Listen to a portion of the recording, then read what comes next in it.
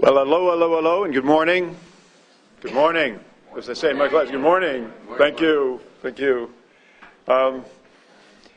It's nice to see you here at this early hour, and we have an amazing opportunity to hear from the other side of the world today on an issue that's as vital to us here in New Orleans as it is to the city of Manila and to other cities of the world.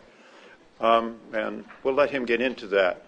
I've been asked to say a few words about the lead presenter here, but understand that this is a panel, and it will include Antonio Aposa from the Philippines.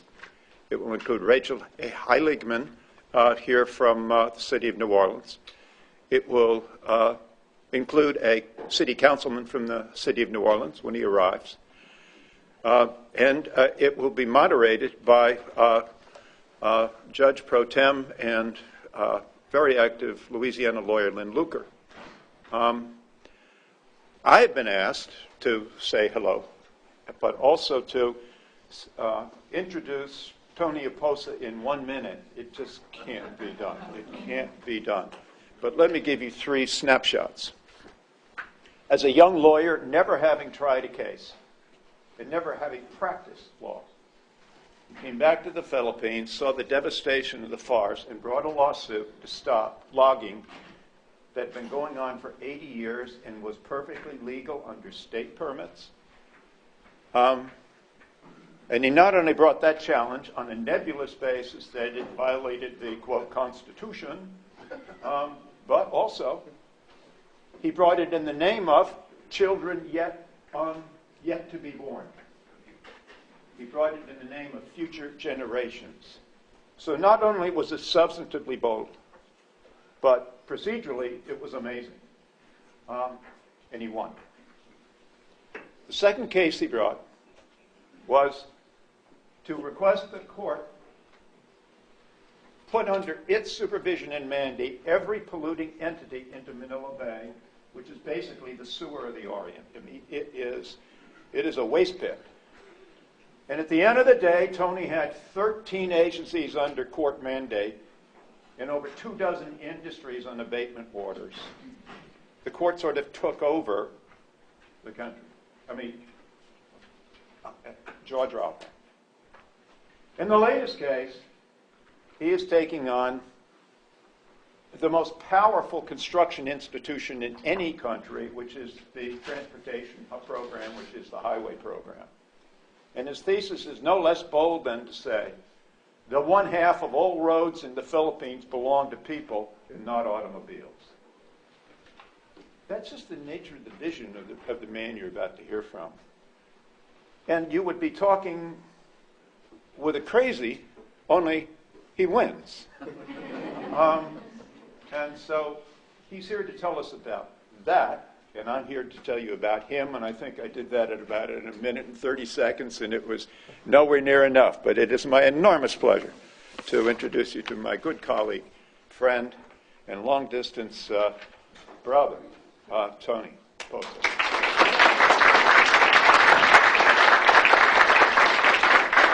Good morning. Good morning. I know it's tough to be here. Can you tone it down a little bit? Early in the morning. So I'm not going to give you I'm just turning this off. Yeah. You can hear me? Okay? Yeah. So I'm not going to give a talk. I'm just going to tell you stories.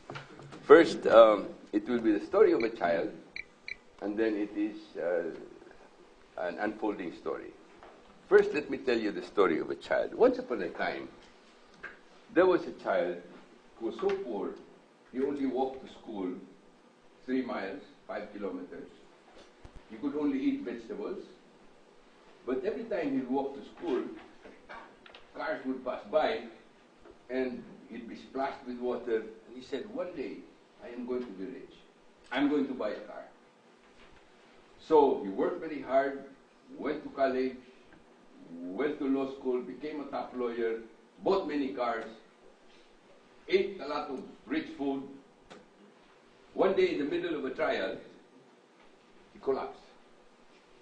Ends up in the emergency room, ends up in the ICU, coma for a month. Then finally he wakes up. He goes to the doctor. He says, "Doctor, what's wrong with me?" the doctor says, well, you have diabetes, you have high cholesterol, you have high blood pressure, you have all the kinds of ailments of the rich. So, what am I going to do? I'm in a crisis. You're in a health crisis, yes. What am I going to do? It says, well, two things. One is eat vegetables, and two, walk 3 kilometers, 3 miles a day. My friends, what is the relevance of that story? First, we all have an aspiration that is fueled by Los Angeles movies, that it has to be a car to move from one place to another. It is an unhealthy lifestyle. Number two,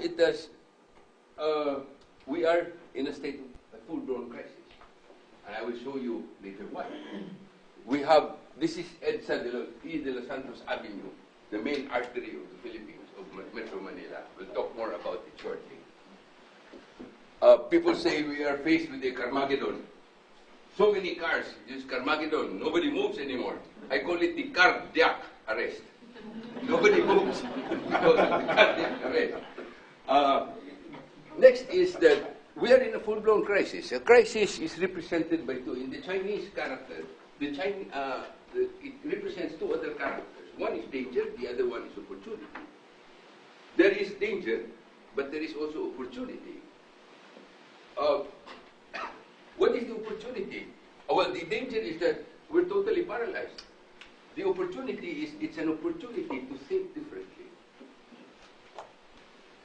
Why roads? Because roads change everything. This is another picture. Look at that. Look at all the cars.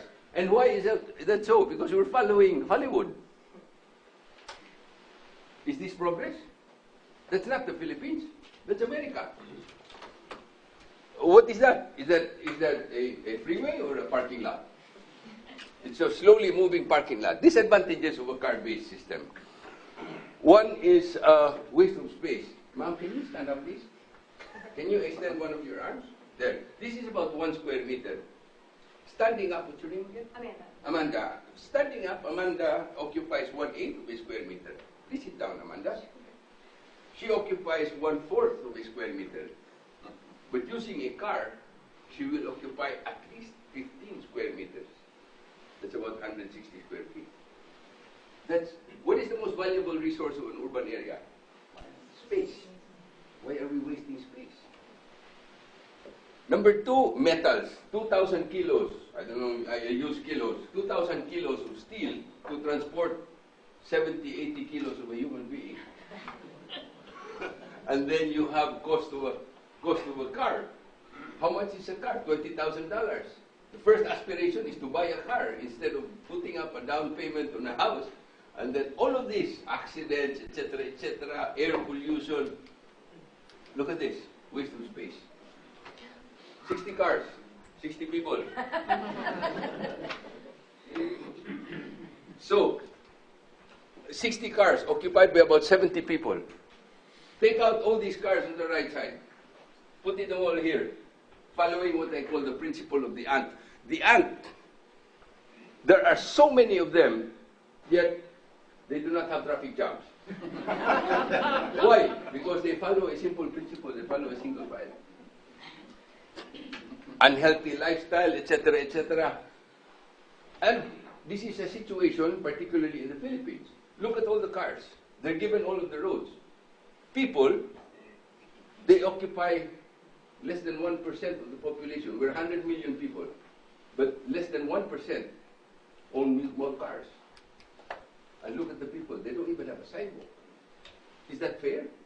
Constitutional law. What does constitutional law say? Equal protection of the laws. So that's one of the legal bases. Look, this is the statistics. Look at that. Cars. Maybe it's about 1.1 million now, but not owned. Look. 788 cars. Now maybe more, but it's still owned by less than 1 million people. Look at this. This one runs on hydrocarbons and makes you sick. This one runs on carbohydrates and makes you healthy. A human being needs to walk at least 10,000 steps. Remember those pedometers that they have?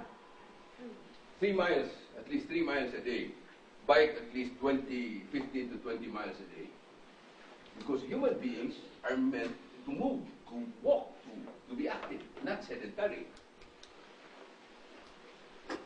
Claiming, I have it in judicial affidavit that the car, the motor vehicle, from its entire life cycle, from the mining of ore, oil, refinery, distribution, making of car, making of roads, rubber, trees that are, forests that are scraped out and planted into rubber, including the HFC, the super greenhouse gases that we use in our cars, in our air conditioning, contributes more than 50% of the climate gases.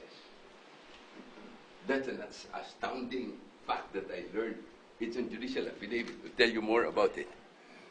Rubber, etc., etc. We know of the disadvantages, yet we continue to do it. In sociology, it's called the inertia of collective insanity. We know it's a problem, but we go ahead. Why? Because we are so enamored by the aspiration that is brought into our minds by Hollywood. And I'm not blaming Hollywood. I'm blaming people in the Philippines who said, no, having a car is the ultimate aspiration. Even before I buy a house, I will buy a car. So what we need to do is not only to think out of the box, but to jump out of the box, turn the box upside down, and then shake it. Then and only then will there be progress in human thought. Is this progress? Or is this a parking lot? But that crisis spurs us to think differently. We want this. So we need a turnaround, a 180-degree turnaround in our thinking. From roads that are meant for motor vehicles to roads that are meant for people. From encouraging private transportation to encouraging improving public transportation. From wasting space to using space efficiently. From road widening to road diet. A diet of the road, just like our story. From scrambling for the smallest space in the road to giving space, to sharing space, to cooperating with one another. We call that bayanihan. I'll tell you more about that. Look, is it impossible? This is a real world. It's not in America. It's called Amsterdam. But look, they have wide sidewalks, and somebody was telling me last night that just the weather in Amsterdam sucks. It's heavy, terrible there. Oli was there. But look at that. That's possible. And you can just, this is public transportation, possibilities of public transportation. Oh, I invented this thing. It's pedal-powered train. Pedal-powered. These guys, he's a cabinet secretary before, and this is a senator, and this is my friend the mayor. I said, why don't we build something like this? And we did that. It cost $2,000. It's just a prototype. $2,000 made in 18 days. Possible. And then, why not something like that? Oh, I also invented this. This is a solar-powered, wind-powered, and pedal-powered, all charging a bank of batteries, and it runs. And the people say, oh, it's slow. I said, of course. How many feet did all the Wright brothers airplane fly? It's a prototype. But you are trying to prove a point. There you go. Oh, in Brazil, they have this.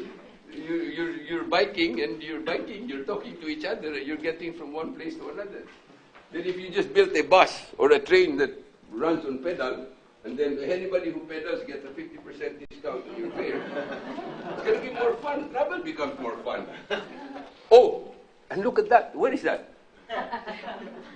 Mom, where is that, Lynn? It's a streetcar. It's a streetcar. It's right here. You know, I'm teaching now in the University of Hawaii for one semester. And when I talk about road sharing, they look at me as if I'm crazy. So divide all the roads by half. And then I took that picture. That's more than half of the road. I said that to my students yesterday. I said, that's New Orleans. Is that part of the U.S.? and then you can even make it more fun. And then these are all the benefits. I won't narrate them, but these are all the benefits that come from a change in transportation. Are we changing the roads? No, we're changing the mindset of transportation. Look at all those. There are about 11, 12, 22, 25. And it's already in the law in the Philippines. It's already in a certain law. But they don't know, in the Philippines, laws are only suggestions, almost only hints. It says motorized transportation move to the paradigm shift. And the Department of Transportation and Department of Public Highways shall transform the roads. And then public open spaces must be planted into vegetable gardens. But my friends, Oli was telling you the two cases that I worked on. One is the children's case that took 3 years just on a technical issue, got the objective done, canceled all the logging after 22 years. Manila Bay, I filed in 1998. 1999 took 10 years from the trial court all the way to the Supreme Court. It's a long time. I said, social change happens top down, bottom up. Top down is fast, but does that last? Why? Because when the top is changed, everything changes, especially if it's the opposition. Next is bottom up is fast, is lasting, but it's too long. Look at my cases. So it's the fastest social changes happen when the top meets the bottom, called the sandwich theory of social change. So thinking, after 20 years of doing what I am doing, I said, I have to do this differently. The traffic in the Philippines is just too much. So I said, I will initiate a legal action. But 2 days before I initiated the legal action, I invited all the respondents for breakfast. I said, on Monday, Saturday, on Monday, I'm going to sue all of you. Nothing personal. So this is the cabinet secretaries. These are the Department of Public Highways. These are the public transportation, etc., etc. And then February 17 last year, I initiated a legal action in the Supreme Court. The demand was simple. Divide all the roads by half. Half for motor vehicles and half for people. Motor vehicles include, you force them to use public transportation. Is that ridiculous? Yes, it is ridiculous. But it makes a lot of sense. He says, oh, you're asking for too much. He says, you should be happy. I'm only asking for one half. 99% of us do not have motor vehicles. So that landed in the newspaper. It's called Careless People of the Philippines versus the Philippine government. It's still pending. And then, but using the sandwich theory, I approached many mayors. I said, all we need to do is to show proof of concept. If we show that it can be done, then probably it will be done. People will see how it can be done. Now, this finally, last September 28, we got the idea, look at this. Half of the roads were people and bicycles, including children, and then half they're all parking. That's a parking lot. We're trying to move. They all got irritated. They all got angry. So very good, because it frayed nerves, etc., etc. And then they were very inspired. The mayor of this place was very inspired.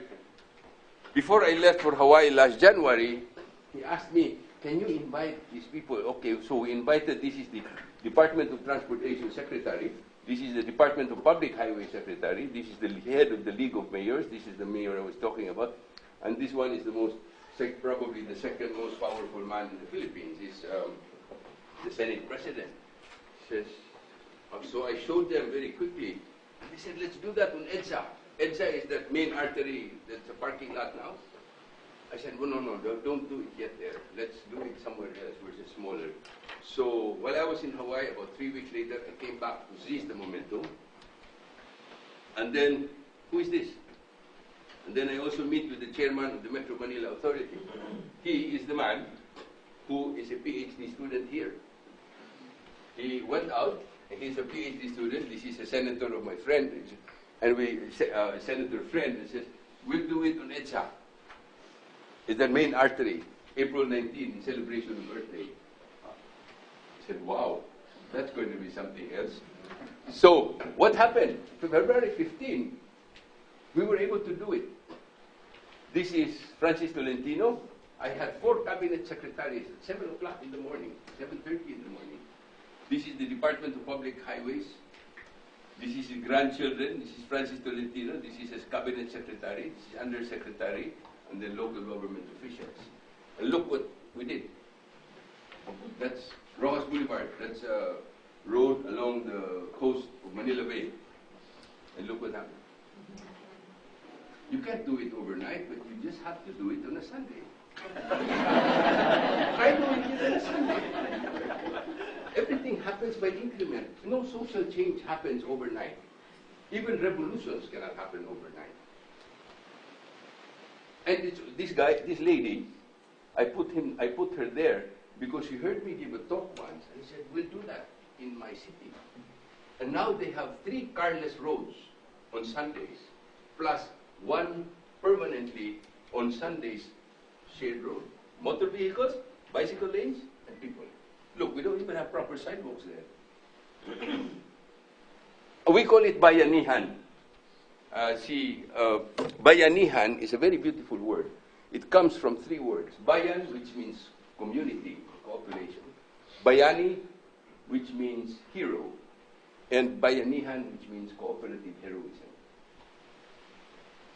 The Lord Pat was talking about cooperation. In the world that is faced with the climate crisis, we need to cooperate. And changing the roads is going to change everything. Oli showed me an article a few days ago. There's a decision of one man to change the road system of the United States after the war.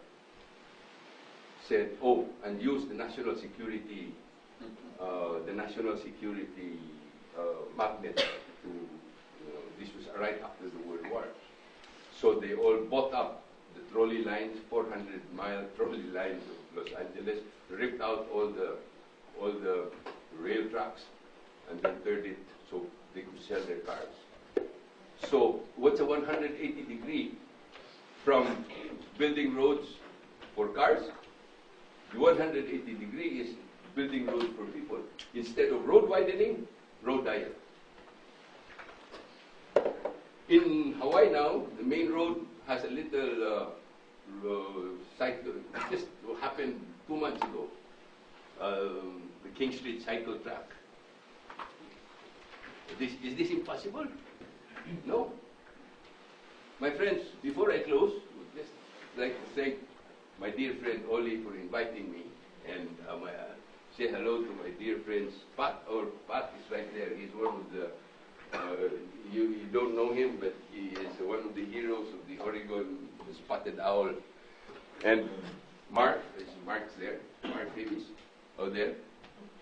And Jason, Emily, our friends from the Young Energy and Environmental Law Society.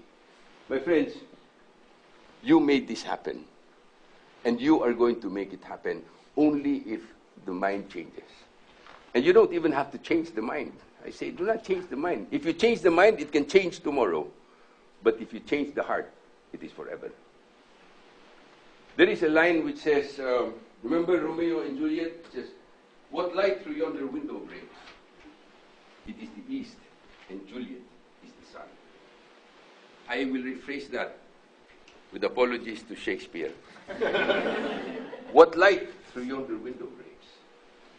It is the east, and you, young people, are the sun, the glimmer of hope. Take-home messages. 1, do not believe in the impossible. Oli told you some of the crazy things that I've done. Those were totally impossible. I was very young then when I initiated one of the wildest cases. I never thought it would land anywhere, but I went ahead and did it anyway.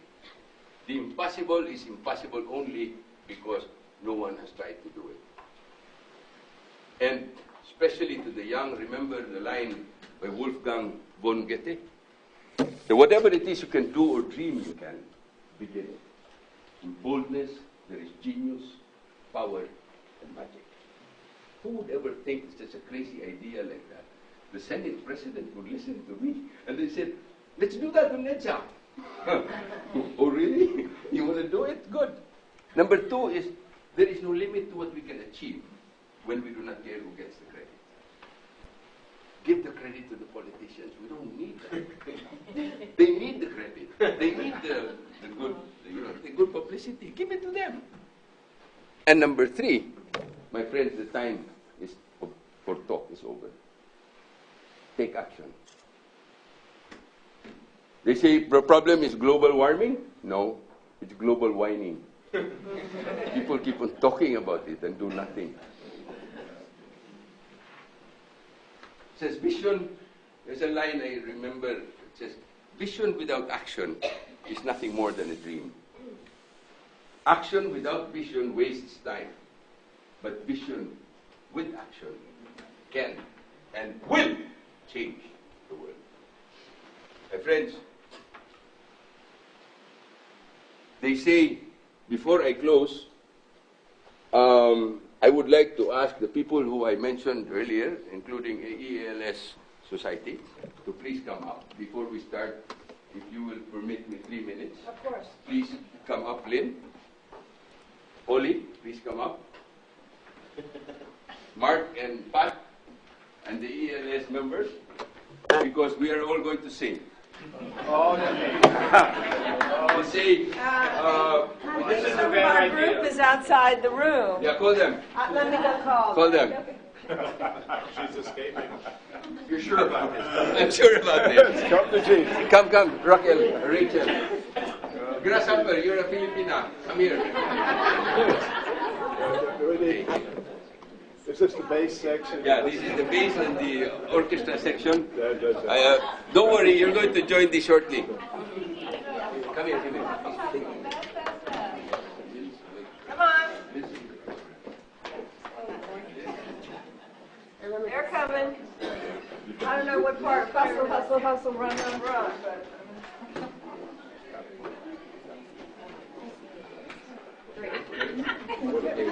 I don't know. You can do, okay, game. Okay? Okay, there. I see trees so pretty, red roses too.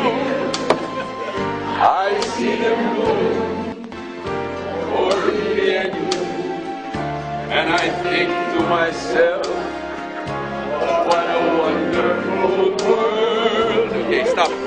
Go back to the top. Louder, please. Okay, everybody, please stand up. Just wait. Everybody stand up. We have to remember what this is all about. Wait. Let everybody stand up. Louder.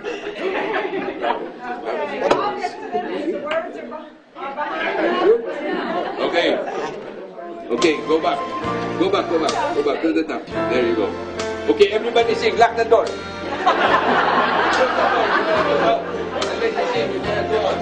Wait, go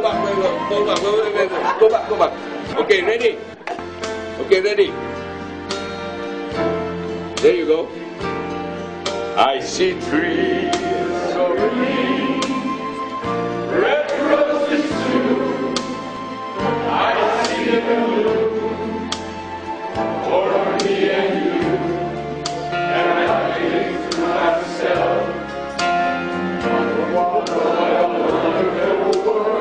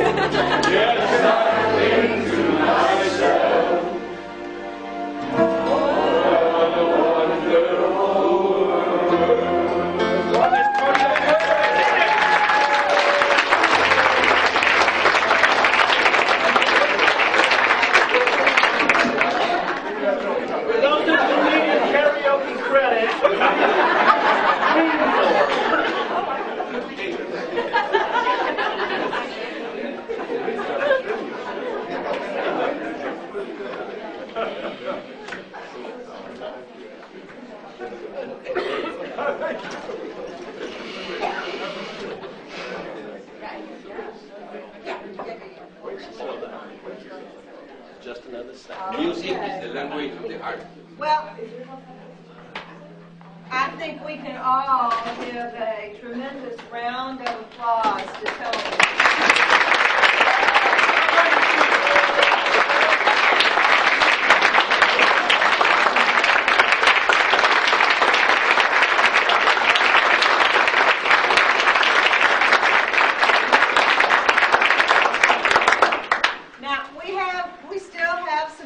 Left, so and I can't promise we won't have another song here too, so stay tuned. But we are going to continue this discussion.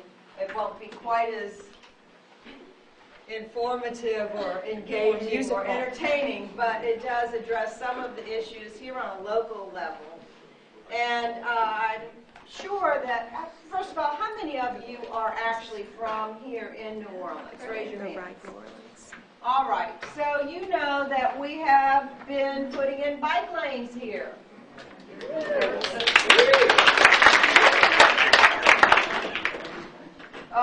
It's hard to imagine that New Orleans is at the forefront of anything. I was explaining to Tony that we worship all things historical. The older the better, the more backward, even more better.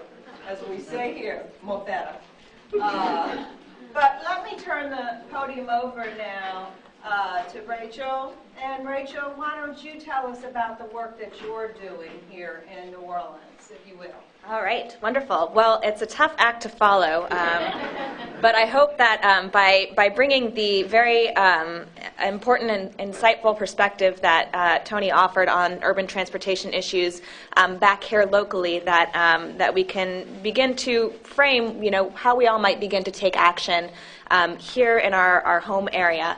I'm proud to report, and before I dive into what I prepared for today, I'm proud to report that there's a number of groups, including Ride New Orleans, who are making progress on reclaiming our streets for people and rethinking our urban transportation system here in New Orleans and in the greater region.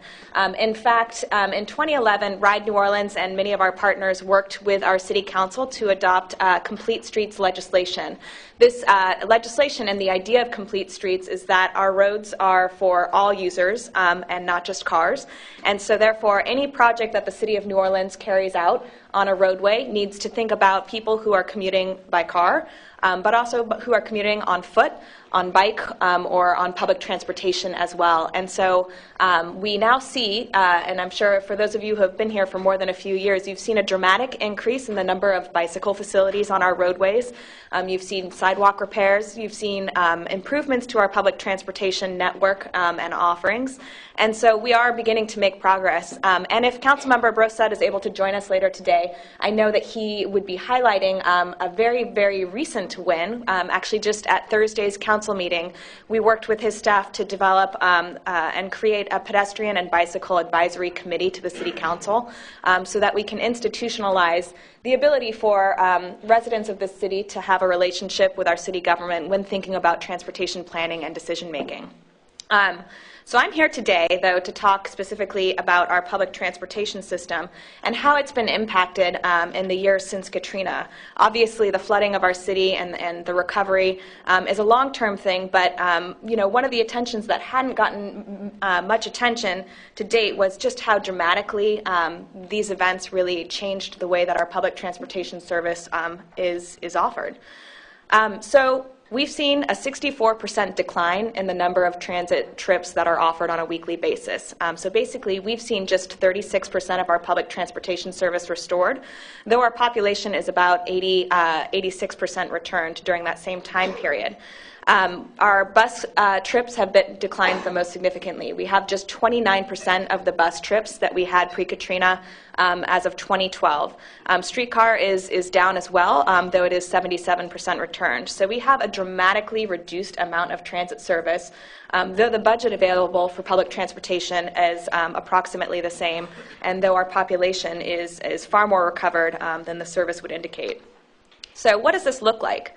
In 2004, this map shows that we had a number of bus routes serving all parts of the city that offered a really high degree of frequency. And frequency when you're riding public transportation is freedom. When you don't have to consult a schedule and you can just step out and know that a bus is coming within a short time frame, that's dramatically different than knowing that you have to plan your life based around a schedule, and buses may not come for more than in 60 minutes or longer. So you can see there's a lot of green on this map. Green represents very frequent trips of 15 minutes or less. And you can see by 2012, we have far fewer transit routes in our city, and really only 2 green lines on this map, and those are our 2 primary streetcar lines, St. Charles and the Canal Street streetcar. So I'm going to toggle back and forth between these a couple times so you guys can get an impression of what these changes look like. But the reality is that the demand for service still exists. We looked at a number of peer cities across the country to understand how full our buses are. And what this indicator is the number of trips that are taken for every hour of transit service that's offered.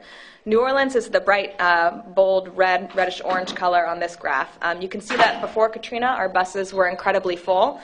And they are now more full once again, than our peer cities. And so additional transit service is absolutely needed.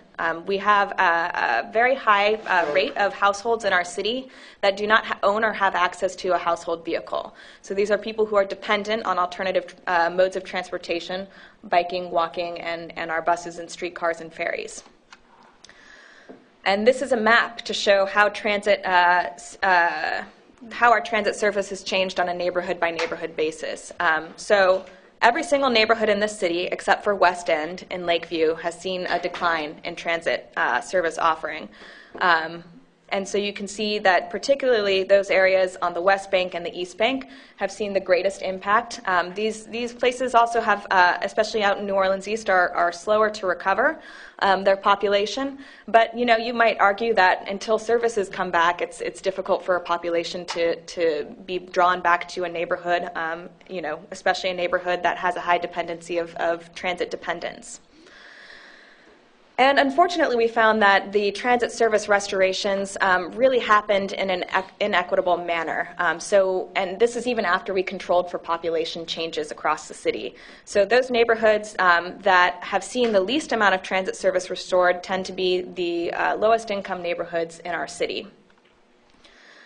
And unfortunately, the situation is looking bleak from a financial perspective as well. The RTA's financial projections show that they are expecting increasing yearly deficits and a zero balance this year in their budget, and in their unreserved reserve funds, unrestricted reserve funds. And so this obviously poses greater challenges for the future of public transportation. But the fact is that our costs are too high. Again, when we compared the New Orleans Regional Transit Authority costs with other transit agencies, we found that our costs are coming down, but they're not coming down to a level where we're operating, as efficiently as our peers. And we have a lot of questions about why that is. One reason, potentially, is that our fares are too low. We charge just $1.25 for a single transit trip, and you can see that our peer cities are charging much more. And therefore, it's not too surprising then that we have high costs and low fares, that we see that our fares are covering just a small percentage, a much smaller percentage of our operating costs compared to these other cities. And so what needs to be done at this point? We need to increase our transit service based on a real transit master plan. Today, there is no roadmap for how our Public Transportation Authority is spending money. There are a series of ad hoc projects that they advance, but they don't fit together into a larger vision. We look to our peer cities across the country, and Houston, surprisingly, is not a city that you would think would be a public transit leader, but they're in the process of re-envisioning their public transportation and specifically their bus network.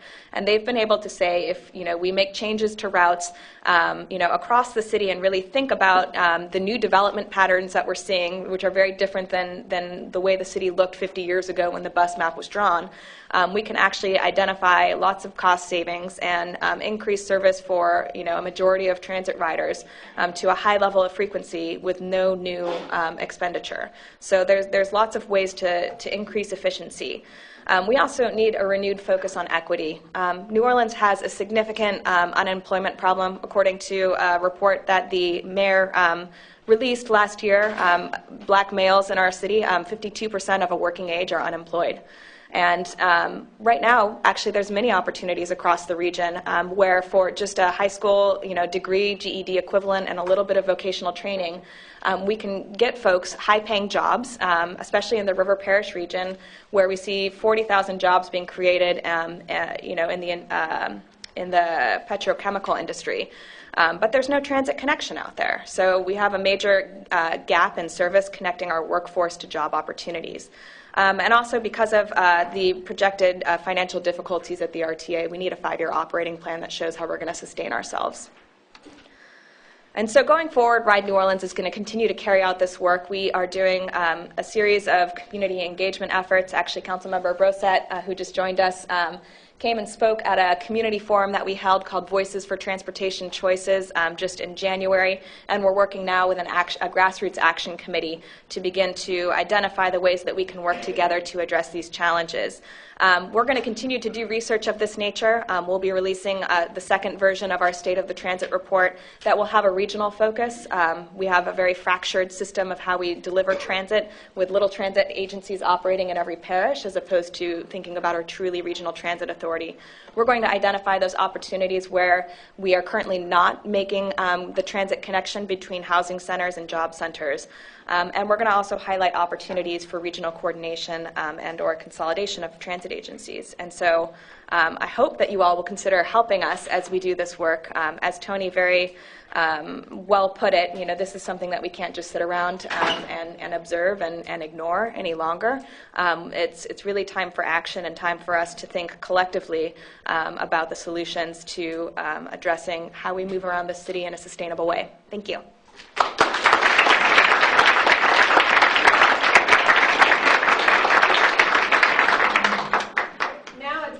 Pleasure to introduce to you our city councilman, and if you will come forward and maybe you can tell us what you've been doing and all the wonderful things that are going on at the city level and beyond.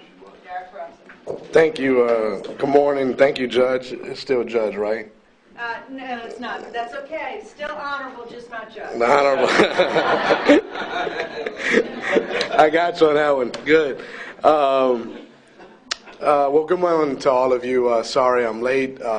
Infrastructure got in my way. My bike lane was blocked. No, I did not bike from Gentilly, just FYI. But anyway, it's good to see all of you. And as you may know, Rachel may have stated, I chair the New Orleans City Council's Transportation and Airport Committee. And transportation is a big thing. Just a brief history about my background. I served in the House of Representatives. I chaired the Hurricane Recovery Committee, where Congress sent down a lot of billions of dollars for our recovery, and that included transportation and airport work. I was just on Tuesday and Wednesday. I was just in Panama, where I joined Panamanian officials in announcing the direct flight to Panama starting June 24th, which will be a tremendous opening up, as you say, opening up Americas to New Orleans and reconnecting us transportation-wise to Central and South America. And so that is a great, that's been in the works for the last 5 years, and that's a great addition to our flight lineup.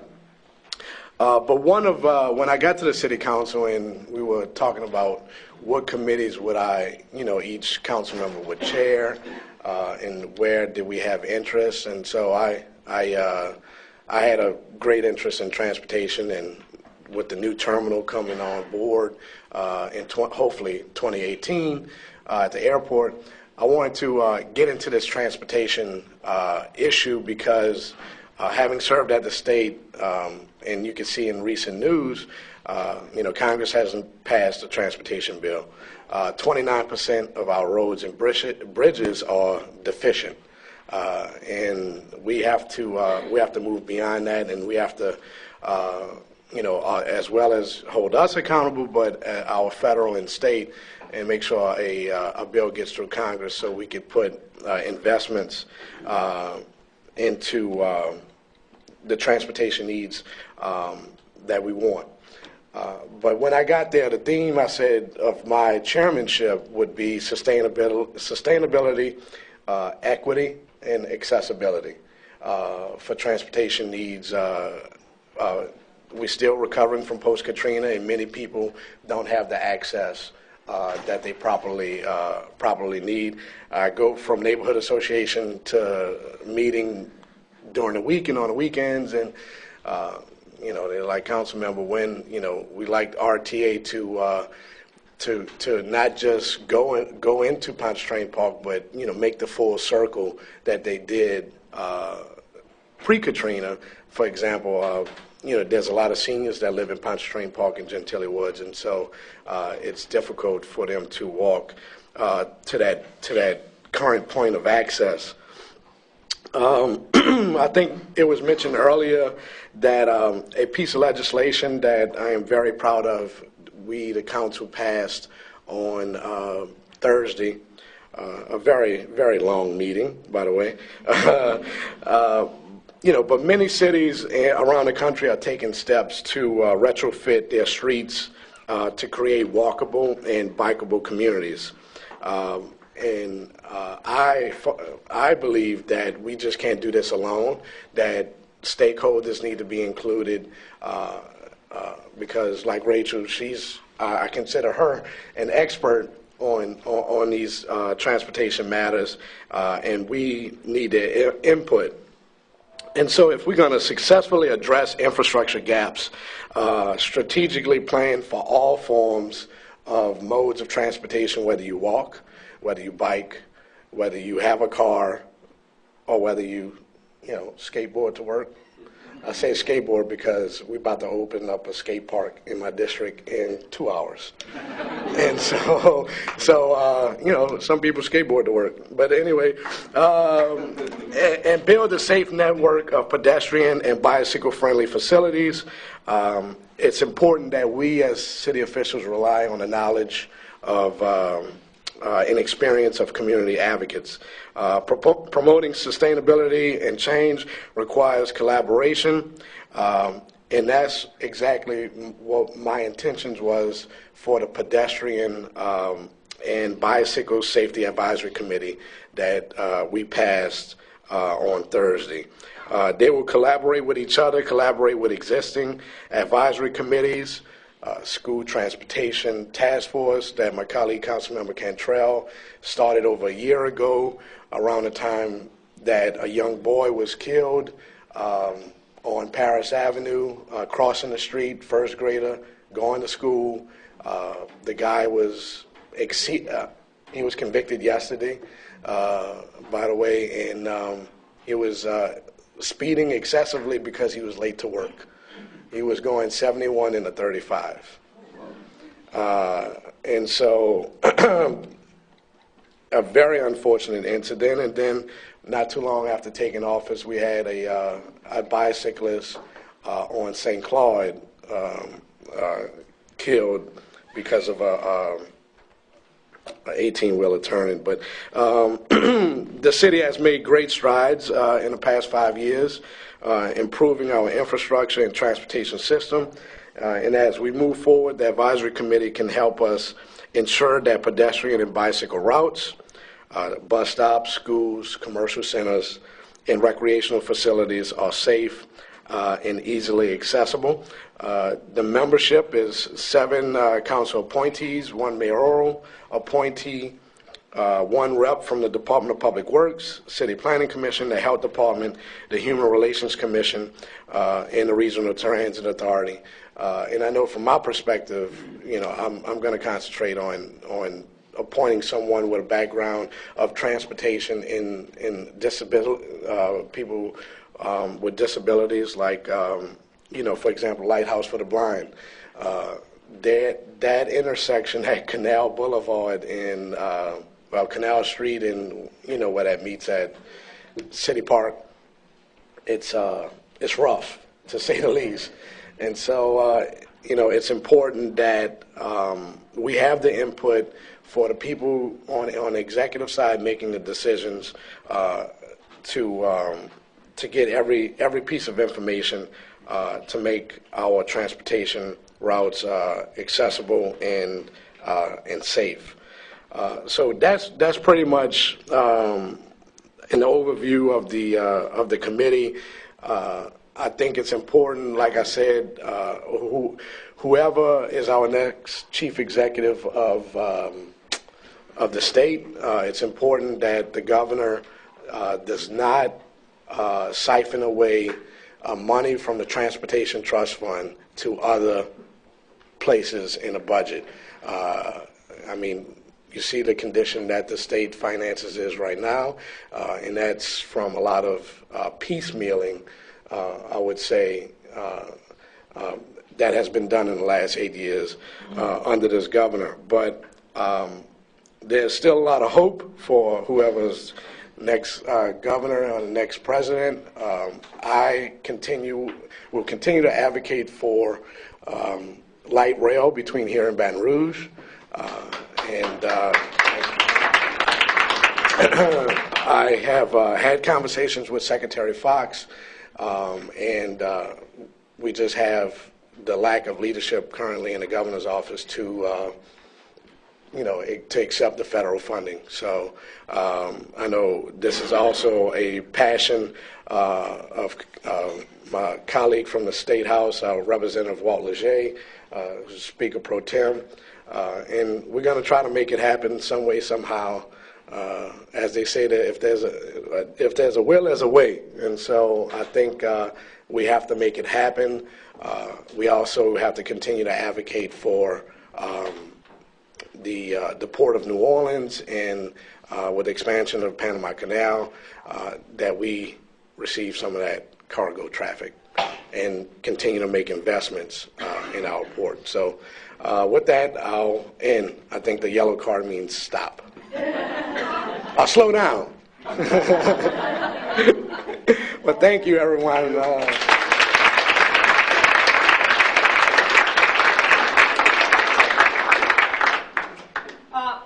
We don't have nearly enough time for the subject, but the good news is that many of us will be around all day, and there are lots of discussions we can have. 2 quick points I want to make. First of all, I want to build on what Tony said, which is that every person can make a difference. And for those of you that are from here, I just want to remind you that attorney Glenn Goodyear, who many of you know, his son was killed in an accident when he was riding a bicycle and a car struck him. And he went to the state legislature and had a law passed that now requires mandatory distance between cars and bicycles. So don't think you can't make a difference, because each and every one of you can. Second, we won't have time to talk about this today, but I am pleased to say that I was the judge who ruled that the bike lane would be painted and is now in place on Barone Street. And in 1 minute, I'll tell you that I entered the temporary restraining order on the afternoon of Halloween because they were going to paint it on Saturday. My friends killed themselves laughing, saying, when was the last time you saw anyone working on streets in New Orleans over a weekend? But we had a full hearing, and there's not enough time to talk about it, but the long and short of it is that we now do have these bike lanes coming up around the city, and those of you that live here should be looking for that. The third and last point is I want to call on Professor Mark Smith here to come because he has some scheduling changes. That's right. Good morning. Good morning. And I'm Mark Davis. See you all throughout the day. We've learned 2 things in doing this summit for 20 years. One is that on the Saturday session, if you have announcements to make, you make them at the end of this session. The other thing we've learned is that people really want to sing. And so if you want to break into song throughout the course of the day, you just go right ahead and do that. We have two scheduling announcements to make. On your schedule, you'll notice that at 12:15, Stump the Chumps is scheduled.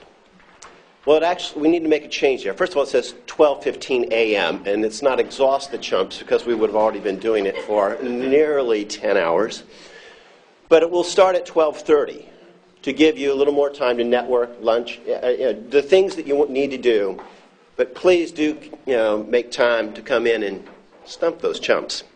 And following tonight's keynote with General Russell Honore, there will be a book signing for books by our own Professor Houck and General Honore. So it's never too early to start that holiday shopping. And nothing says you care like an autographed book. So please, enjoy today. Tell your friends, come on in. Let's go do this.